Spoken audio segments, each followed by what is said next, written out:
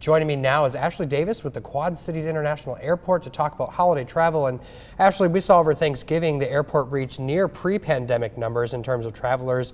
That of course means more people getting out and getting about. So what should we be keeping in mind when traveling this holiday season?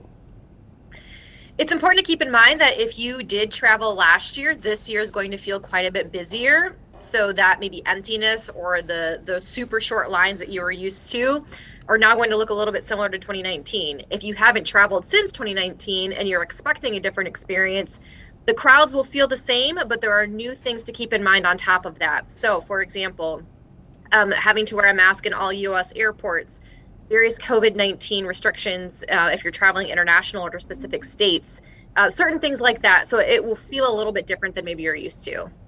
And we're always told that maybe arrive at the airport around 2 hours before a departing flight, but things kind of have changed a little bit. So how early should we be arriving at the Quad Cities International Airport before our departing flights?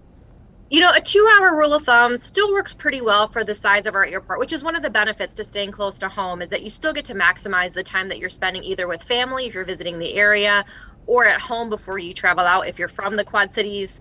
But keep in mind that no matter what, you still have to be able to check into your flight and check your luggage, and you want to account for any maybe hiccups at TSA. So the 2 hours still works well.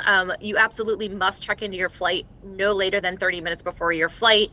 Our ticket agents are also the same staff that will greet you on the other side of the security lanes to get you boarded to your flight. So you can't cut it too close. And something to keep in mind too, that if you are traveling home from a larger airport, you will definitely need to make sure that you're using the full 2 hours. Some airports like Orlando International are even recommending 3 because they're seeing much longer lines. Got it. Wow. And many people going to be bringing gifts with them, obviously for the holidays. So any special things we should be keeping in mind about packing our gifts either in our carry-on or checked bags?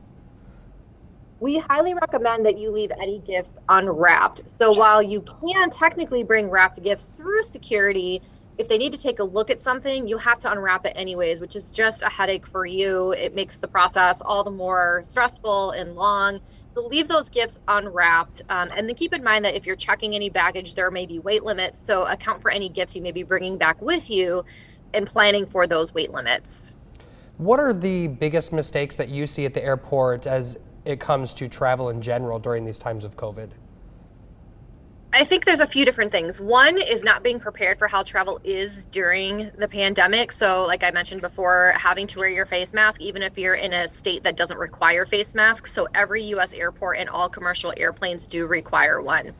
The other thing is not having your documents with you on your person. I think some people get in a hurry and they may check important documentation, whether it's their identification sometimes, or for example, during COVID, if you need to have proof of vaccination or a negative COVID test at some point along your journey, make sure you're keeping that in your personal bag or your checked bag where you can easily grab it if you need to.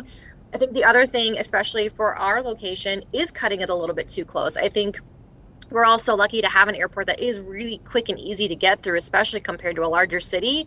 But that doesn't mean that you can roll up 15 minutes before your flight and get right on. There is still a process that you have to go through. All right, Ashley, thank you so much for joining us this morning.